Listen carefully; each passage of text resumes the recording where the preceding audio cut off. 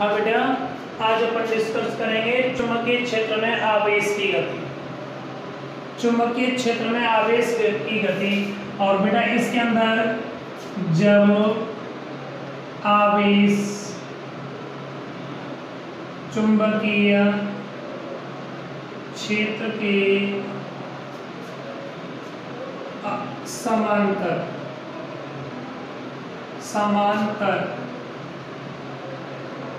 या प्रति समांतर गतिमान हो।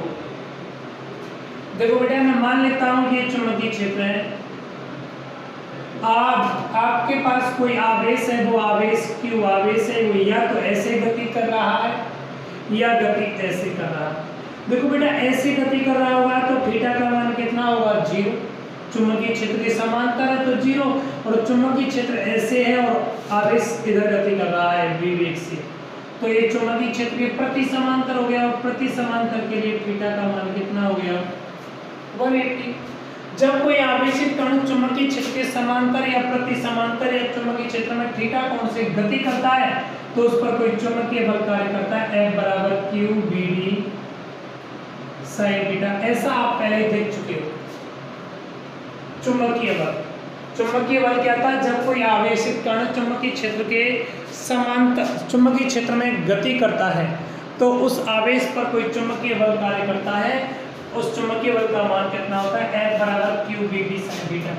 यहाँ समांतर व प्रति समांतर के लिए थीटा का मान या तो 0 होगा या थीटा का मान कितना होगा, 180 होगा। बेटा साइन 0 का मान और साइन 180 के मान, दोनों के मान कितने होते हैं, आपस में बराबर होते हैं। जितना साइन 0 देखिएगा, साइन 0 और साइन 180 के मान परस्पर समान होते हैं, वो कितने होते हैं, 0। इसका मतलब क्या हो गया, जब मैं यहाँ थीटा की वैल्यू पुट करूंगा 0 या 180 तो F साइन 180 साइन 0 का मान कितना मिलेगा, 0। F बराबर Q BB गुणा 0, मतलब F बराबर कितना मान आ गया, 0 मान आ गया। मैं आपसे बात कर रहा था, यदि आवेशित कण चुंबकीय क्षेत्र के समांतर या प्रति समांतर गति करे तो उस पर चुंबकीय कार्यरत चुंबकीय बल का मान 0 होगा। उस आवेशित कण के पथ को अपन बोलेंगे रेखीय पथ। कैसा पथ, रेखीय या ऋजुरेखीय। आवेशित कण के पथ को अपन क्या बोलेंगे बेटा, या तो रेखीय पथ बोलेंगे या ऋजुरेखीय पथ। भाई आपका कण या तो ऐसे जा रहा होगा या ऐसे जा रहा होगा। चलो हम बात कर रहे थे चुंबकीय क्षेत्र में आवेश की गति। जब भी आपका आवेश चुंबकीय क्षेत्र के समांतर या प्रति समांतर गमन करता है तो उस आवेश पर कार्यरत चुंबकीय बल का मान 0 होगा। उस आवेश का पथ कैसा होगा बेटा, रेखीय या ऋजुरेखीय पथ होगा। ठीक बेटे, चलो सेकंड केस ले लेता हूं। जब आवेश क्षेत्र का मतलब चुंबकीय क्षेत्र के लंबवत गतिमान हो। जब आवेश चुंबकीय क्षेत्र के लंबवत गतिमान हो, चुंबकीय क्षेत्र के लंबवत गतिमान हो। मैंने देखो बेटा, किसी भी स्थान पर चुंबकीय क्षेत्र को व्यक्त करने के लिए दो प्रकार से बताया था। एक बार बताया था चुंबकीय क्षेत्र को या तो डॉट से व्यक्त करेंगे या क्रॉस से। मैंने बताया था यदि चुंबकीय क्षेत्र पृष्ठ के तल के बाहर की ओर है, पृष्ठ के तल के लंबवत बाहर की ओर हो तो डॉट से डिनोट करेंगे। यदि पृष्ठ के तल के लंबवत अंदर की ओर पृष्ठ में घुस रहा हो चुंबकीय क्षेत्र तो उसे किससे डिनोट करेंगे, क्रॉस से। अंदर की ओर चुंबकीय क्षेत्र ये होगा। मैं मान लेता हूं इस स्थान पर यहाँ चुंबकीय क्षेत्र है, वो चुंबकीय क्षेत्र किधर है, अंदर की ओर। अंदर की ओर जो चुंबकीय क्षेत्र है उसको मैंने क्रॉस से डिनोट कर दिया।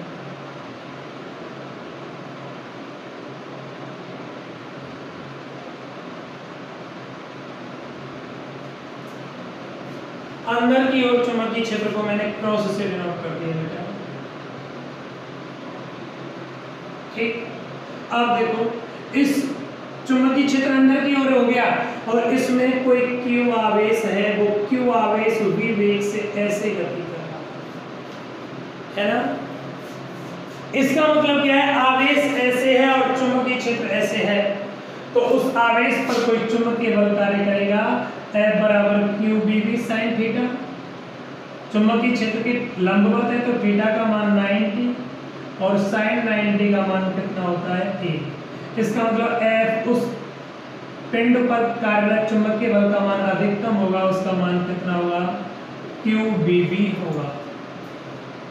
मतलब जब भी आवेशित कण चुंबकीय क्षेत्र के समांतर हो या प्रति समांतर हो, तो उस आवेशित कण पर कार्यरत चुंबकीय बल F मैक्सिमम कितना होगा, क्यू बी वी होगा, है ना।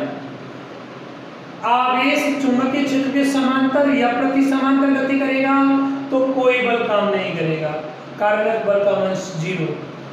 चुंबकीय क्षेत्र के लंबवत गति करेगा तो कार्यरत बल का मान अधिकतम होगा, क्यू बी वी होगा। चलो बल तो अधिकतम है, लेकिन बल की डायरेक्शन क्या है बेटा। चुंबकीय बल की दिशा ज्ञात करने के लिए लास्ट वीडियो में हमने डिस्कस किया था, कल हमने डिस्कस किया था दाहिने हाथ का हथेली का नियम। इस नियम के अनुसार दाहिने हाथ को इस प्रकार फैलाया जाए कि फैली हुई उंगलियों की दिशा चुंबकीय क्षेत्र की दिशा को डिनोट करती है, अंगूठा आवेश की गति की दिशा को डिनोट करता है, तो हथेली किसको डिनोट करेगी, चुंबकीय बल की दिशा को डिनोट करेगी। देखो यहाँ चुंबकीय क्षेत्र किधर है, अंदर की ओर, तो उंगली किधर करनी पड़ेगी, अंदर की ओर, लेकिन अंगूठा किधर है, ऊपर की ओर। आवेश ऊपर की ओर गति नहीं कर रहा, इधर गति कर रहा है, तो अंगूठे को यूं लेके आओ, लाए या नहीं लाए। देखो उंगलियां अंदर की ओर, अंगूठा इधर, सेम हो रहा है। चुंबकीय क्षेत्र अंदर है, उंगलियां अंदर है, वेग इधर है, आवेश का वेग इधर है, अंगूठा इधर आ गया, तो बल की दिशा किधर आई, अंदर की ओर आई। यहाँ बल की दिशा किधर होगी बेटा, इधर होगी या नहीं होगी। देखो आवेश गति इधर कर रहा है, बल इधर कार्य कर रहा है, तो एक गति इधर कर रहा है और बल इधर कार्य कर रहा है, तो इस बल के प्रभाव में यह आवेशित कण इधर से गति करता हुआ ऐसे जाएगा, ऐसे। भाई क्यों जाएगा, इन दोनों का रिजल्ट तो इधर ही आएगा, एक बल इधर है, एक बल इधर है, रिजल्ट तो इधर ही आएगा। तो देखो गति इधर कर रहा है, फोर्स इधर लग रहा है, तो इस फोर्स के कारण ये आवेशित कण किधर जाएगा, इधर जाएगा। अब आवेशित कण इधर जा रहा है, वेग से ही आवेशित कण चुंबकीय क्षेत्र में गति कर रहा है, अब बल किधर कार्य करेगा। देखो चुंबकीय क्षेत्र अंदर है, लेकिन आवेश ऊपर नहीं नीचे की ओर गति कर रहा है, हाथ को यूं कर दो, अंगूठा आवेश की गति हो गई, चुंबकीय उंगलियां चुंबकीय क्षेत्र की दिशा हो गई, तो अब हथेली की दिशा किधर आ गई, इधर आ गई। अब बल किधर लग रहा है, इधर लग रहा है। आप अगेन देखो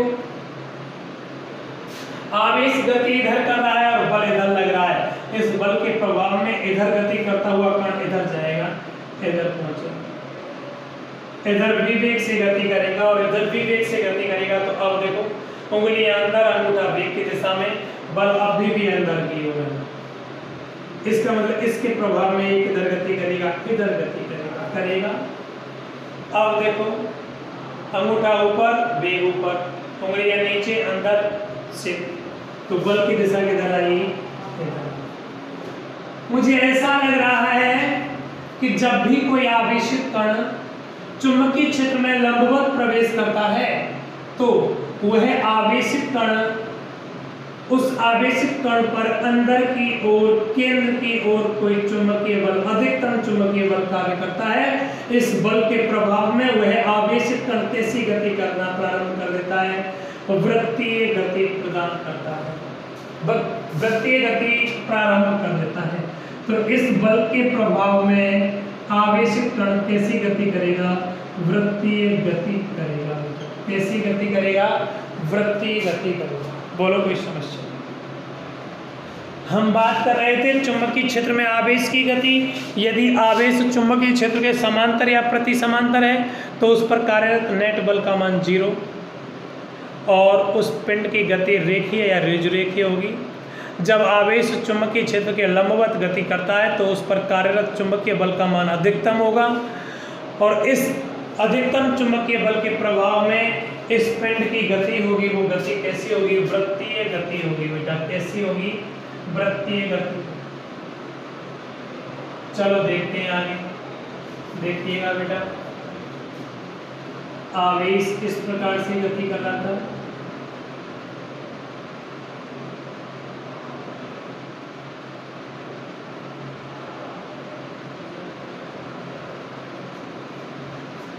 आवेश चुंबकीय क्षेत्र के लंबवत गति कर रहा था, इसका मतलब कैसे गति कर रहा है, इस प्रकार गति कर रहा है। मैं मान लेता हूं जो आवेश है उस आवेश का द्रव्यमान m है और वेग v है और r त्रिज्या के वृत्ताकार मार्ग में वो चक्कर लगा रहा है।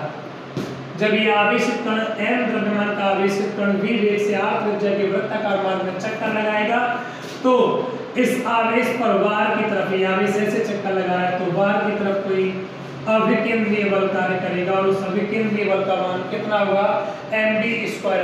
कितना होगा, mv²/r। स्कूल में जाओ, स्कूल में कार्यरत चुंबकीय बल का मान कितना होगा, mv²/r होगा। देखो बेटा ये अभिकेंद्रीय बल बाहर की तरफ हो गया और इस अभिकेंद्रीय बल को बैलेंस कौन कर रहा है, अंदर की ओर कोई चुंबकीय बल बैलेंस कर रहा है। उस चुंबकीय बल का मान कितना था, F बराबर QBB sin थीटा। थीटा का मान 90 हो गया था इसलिए F मैक्सिमम का मान QBB आया था। ये वाला अधिकतम चुंबकीय बल कार्य करेगा, करेगा या नहीं करेगा, करेगा। इसका मतलब क्या हो गया, जब आपके पास कोई आवेशित कण चुंबकीय क्षेत्र के लंबवत गति करेगा तो इस प्रभाव में आवेश चुंबकीय क्षेत्र में वृत्तीय गति प्रारंभ कर देता है और वृत्तीय गति प्रारंभ करता है तब उस पर कार्यरत अभिकेंद्रीय बल और चुंबकीय बल परस्पर एक दूसरे को बैलेंस कर देते हैं। mv²/r बराबर क्या हो गया, QBB हो गया। m क्या है, आवेश का द्रव्यमान, v वेग, r त्रिज्या और यहाँ आपके पास में कौन है बेटा, q आवेश हो गया, v वेलोसिटी हो गई वेग और एंड v चुंबकीय क्षेत्र हो गया, मैग्नेटिक फील्ड, है ना। मुझे आवेशित जो आवेश गति कर रहा है उसके पथ की त्रिज्या चाहिए, तो पथ की त्रिज्या देखनी है बेटा। वेग v से v कट गया, mv/r बराबर qb। r को यहाँ ले आओ, इधर जाएगा, r बराबर क्या आ गई, ये इधर आएगा तो ये अपॉन में चला जाएगा mv/qb।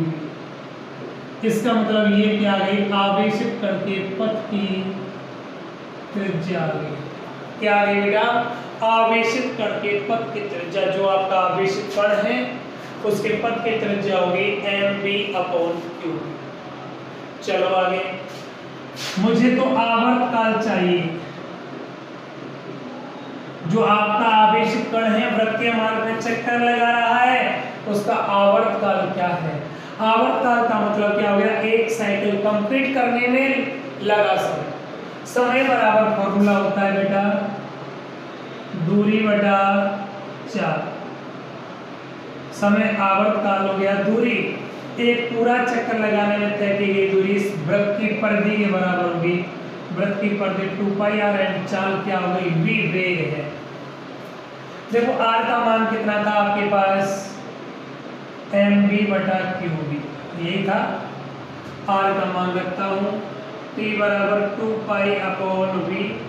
r का मान कितना है बेटा, mv/qb।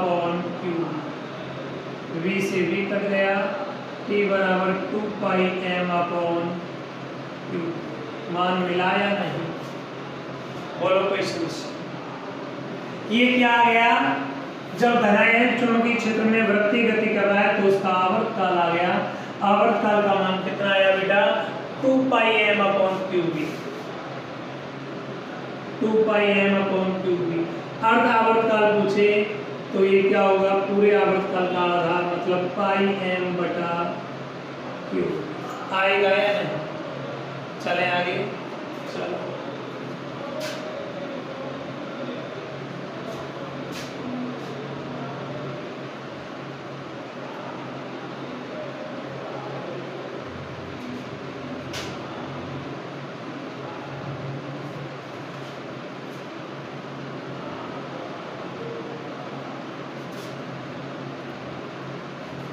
ये कौन था आपके पास, चुंबकीय क्षेत्र था, इसमें आवेशित कण लंबवत गति कर रहा था, तो जिसके प्रभाव में आवेश कैसा वृत्तीय गति करने लगा, और जब वृत्तीय गति करने लगा तो उसके पथ की त्रिज्या r का मान कितना आया आपके पास में, r का मान आया था qb अपॉन r का मान आया था देखो mv स्क्वायर अपॉन r बराबर qbb, v से v कट गया, r बराबर क्या था mv अपॉन q, पथ की त्रिज्या आई थी आपकी mv बटा qb, आवर्त काल आया था t बराबर 2 पाई m अपॉन q, ये मान मिला था।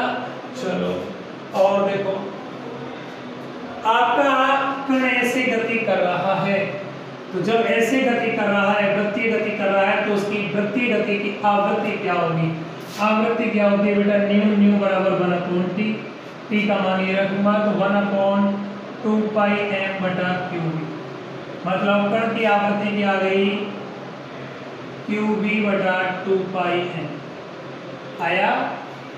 चले आगे, चलो और क्या है, मुझे कण की कोणीय आवृत्ति चाहिए, कोणीय आवृत्ति ओमेगा होता है बेटा, कोणीय आवृत्ति ओमेगा, कोणीय आवृत्ति या कोणीय वेग, देखो ओमेगा बराबर 2 पाई अपॉन टी, 2 पाई एच होता है, टी का मान ऊपर से रख दूं 2 पाई m बटा qb, 2 पाई से 2 पाई कट गया, ओमेगा का मान आया qb बटा m आया। बोलो कोई दिक्कत। यह आपका जो आवेशित कण है वो चुंबकीय क्षेत्र पे कैसे गति कर रहा है, लंबवत गति कर रहा है, लंबवत गति कर रहा है, तो उसके पथ की त्रिज्या देख ली, उसका आवर्त काल देख लिया, उसका वेग देखना हो, तो वेग क्या होगा बेटा, देखो वही आवश्यक अभिकेंद्रीय बल कौन प्रदान करता है, चुंबकीय बल, वेग से v कट गया, v का मान चाहिए, तो v बराबर क्या आएगा qbr बटा वेग का मान चाहिए, r मल्टीप्लाई में जाएगा, m अपॉन में आएगा, वेग भी आ गया है ना। मैंने आपको हर चीज निकाल दिया। जब आवेश चुंबकीय क्षेत्र में लंबवत गति कर रहा है तो वह वृत्तीय गति करेगा, और वृत्तीय गति के प्रभाव में उसकी आवृत्ति क्या होगी, उसका कोणीय वेग क्या होगा, उसके पथ की त्रिज्या क्या होगी, उसका वेग क्या होगा, अर्ध आवर्त काल क्या होगा, हर वैल्यू आपको निकाल के दे दी। आगे हम इसके बाद बात करेंगे जब तीसरी कंडीशन, जब आवेश थीटा कोण पर गतिमान हो,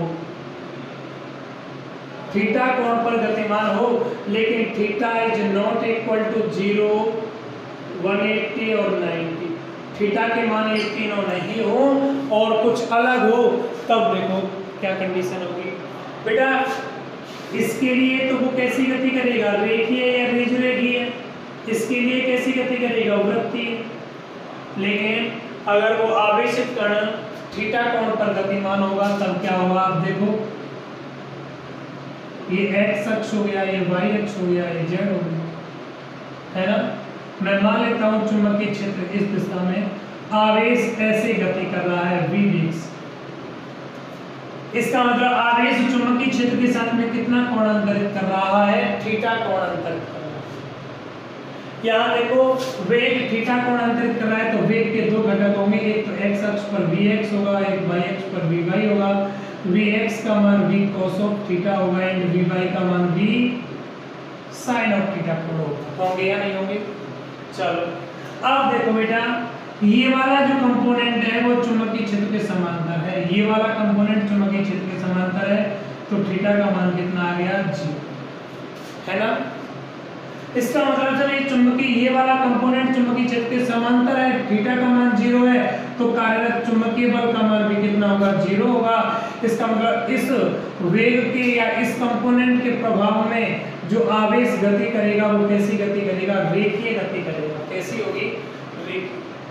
लेकिन इधर देखो, आवेश चुंबकीय क्षेत्र इधर है और वेग इधर है, और इस वेग इधर है, इस वेग का लंबवत कंपोनेंट ये काम कर रहा है। ये वाला कंपोनेंट चुंबकीय क्षेत्र के साथ में कोण कितना बना रहा है, 90। कार्यरत चुंबकीय बल का मान क्या होगा, मैक्सिमम F मैक्सिमम का मान कितना होगा, QBB होगा। कितना होगा बेटा, QBB होगा या नहीं होगा। इसका मतलब जब थीटा का मान 90 है, जब आवेश चुंबकीय क्षेत्र में लंबवत गति कर रहा है, तो उस प्रभाव में यह बल कौन सा F मैक्सिमम उस कण को कौन सी गति प्रदान करेगा? वृत्तीय गति प्रदान करेगा। भाई आप गौर करके देखो, एक आवेश है, थीटा कोण पर गति कर रहा है, कंपोनेंट दो काम करेंगे, Vx और Vy। Vx कुछ अलग बल अप्लाई कर रहा है, वो 0, और Vy अलग बल अप्लाई कर रहा है, वो कितना है? F maximum. Vx के प्रभाव में ये रेखीय गति करेगा और Vy के प्रभाव में ये वृत्तीय गति करेगा। इसका मतलब क्या है?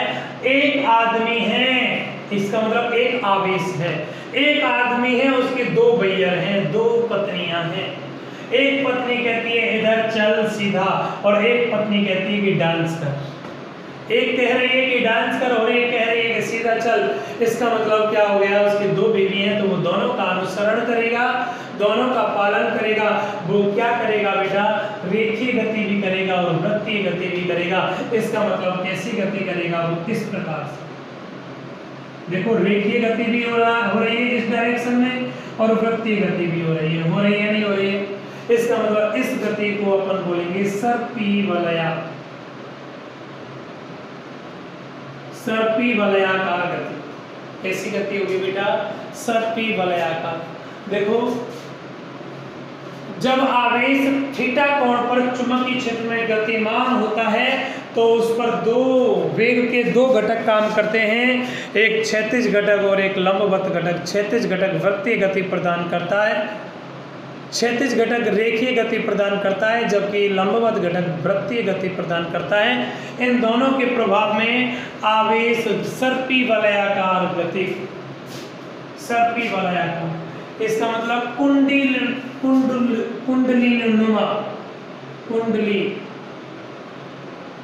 नुमा पथ तय करेगा। इसको हेलिक्स पथ भी बोलते हैं, हेलिक्स पथ में गति करेगा। ठीक बेटा, अगेन बोल देता हूं, वृत्तीय गति प्रदान करने वाला यहाँ कौन है? Vy। रेखीय गति प्रदान करने वाला कौन है? Vx है। चलो ठीक है भाई, अभी भी आपका कण है वो कैसा? सर्पी वलयाकार पथ में गति कर रहा है, और जब सर्पी वलयाकार पथ में गति कर रहा है, तो इस सर्पी वलयाकार पथ की या सर्पिल की त्रिज्या क्या होगी? अभी भी इस कण के लिए आवश्यक अभिकेंद्रीय बल कौन प्रदान करेगा? चुंबकीय बल। अभिकेंद्रीय बल क्या होगा? mv²/r बराबर चुंबकीय बल QBB।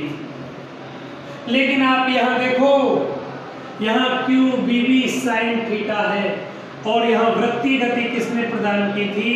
वेग का कौन सा कंपोनेंट? Vy। लंबवत कंपोनेंट ने, वेग के लंबवत कंपोनेंट ने वृत्तीय गति प्रदान की थी, तो अभिकेंद्रीय बल भी वेग के लंबवत कंपोनेंट पर कार्य करेगा। तो मैंने ले लिया mvy²/r बराबर QBB sin थीटा, है ना?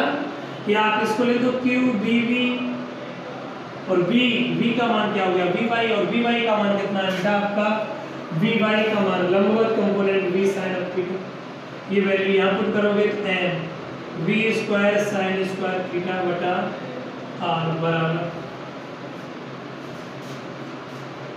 क्या मिलेगा? QBB sin theta. sin theta से sin थीटा गया, वेग से वेग गया। आपको पथ की त्रिज्या r चाहिए, और पथ की त्रिज्या r बराबर क्या आएगी? mv sin थीटा बटा q। जब आपका आवेशित कण चुंबकीय क्षेत्र में थीटा कोण से प्रवेश करता है, तो वह सर्पी वलयाकार पथ में गति करेगा। तब सर्पी वलयाकार पथ की त्रिज्या mv/qb होगी। अगर वो थीटा कोण का मान लंबवत गति करता, तो थीटा का मान 90 sin 90 का मान 1 होता, तो पथ की त्रिज्या कैसी आती? mv/q। पथ कैसा होता आपका? वृत्तीय पथ होता। ये पहले वाला रिलेशन आ गया ना। चलो, हमें क्या चाहिए? आवर्तकाल चाहिए बेटा। क्या चाहिए? आवर्तकाल। ये तो सर्पी वलयाकार पथ की त्रिज्या हो गई, हमें आवर्तकाल। आवर्तकाल क्या होता है? समय बराबर दूरी बटा 4। आवर्तकाल का मतलब है एक सर्पिल या एक चक्कर लगाने में लगा समय। चलो बेटा, समय बराबर दूरी बटा चाल, दूरी कितनी है आपकी 2 पाई r, चाल कितनी है आपकी v। भूवृत्तीय मार्ग में गति कर रहा है तो वृत्तीय गति में वेग v भाई हो गया t बराबर 2 पाई r, r का मान कितना आया बेटा इधर देखो mv sin theta upon qv into by का मान कितना आ गया आपके पास v sin थीटा, कट गया, t का मान कितना आया 2 पाई m बटा qv। एक गजब बात, आपका आवेशित कण चुंबकीय क्षेत्र के लंबवत गति करे या थीटा कोण पर गति करे, दोनों ही स्थितियों में आवेशित कण के आवर्त काल में कोई प्रभाव नहीं पड़ेगा। आवर्त काल 2 पाई m अपॉन qv ही रहेगा। आवृत्ति निकालना चाहें, आवृत्ति न्यू बराबर 1 अपॉन t, उल्टा हो जाएगा qb बटा 2 पाई m होगा ना। चलो बेटा, मुझे चाहिए अब एक इसमें इंपॉर्टेंट पॉइंट होता है, अच्छी सी बात है, पिच की लंबाई। पिच की लंबाई क्या है देखिएगा, आपका धनायन इस प्रकार से गति कर रहा था, हमें चाहिए पिच की लंबाई। पिच की लंबाई देखो, पिच क्या है, एक चूड़ी अंतराल यहां से यहां तक, यहां से यहां तक की दूरी, यहां से यहां तक की दूरी, यहां से यहां तक की दूरी। इसका मतलब क्या हो गया, धनायन द्वारा सर्पी वलयाकार पथ में गति करते हुए एक आवर्त काल में तय की गई दूरी, एक आवर्त काल में तय की गई दूरी पिच की लंबाई कहलाती है या चूड़ी अंतराल कहलाता है। चूड़ी अंतराल ऐसे चल रहा है ना, चक्कर लगा रहा है धनायन, तो एक आवर्त काल में यहां से यहां तक एक आवर्त काल कंप्लीट हुआ, ये यहां से वापस चला ऐसे एक आवर्त काल, एक चूड़ी तय कर लिया आगे। एक चूड़ी तय करने में लगा समय क्या लगी, तय की गई दूरी क्या कहलाती है, पिच की लंबाई। पिच की लंबाई क्या है, धनायन के द्वारा x अक्ष पर एक आवर्त काल में तय की गई दूरी, धनायन के द्वारा एक आवर्त काल में x अक्ष पर तय की गई दूरी क्या कहलाती है, पिच की लंबाई कहलाती है। p से डिनोट करते हैं, दूरी बराबर फॉर्मूला क्या होता है बेटा, वेग गुणा समय। वेग x अक्ष पर vx हो गया, पिच की लंबाई, समय कितना था आपका, आवर्त काल t हो गया, v का मान v cos ऑफ थीटा है एंड t का मान कितना है 2 पाई m अपॉन q। मतलब पिच की लंबाई आपके पास में आ गई कितनी, 2 पाई mv अपॉन qv या cos ऑफ थीटा, और ये पिच की लंबाई आ गई। पिच की लंबाई आई बेटा आपकी 2 पाई mv cos theta upon qv।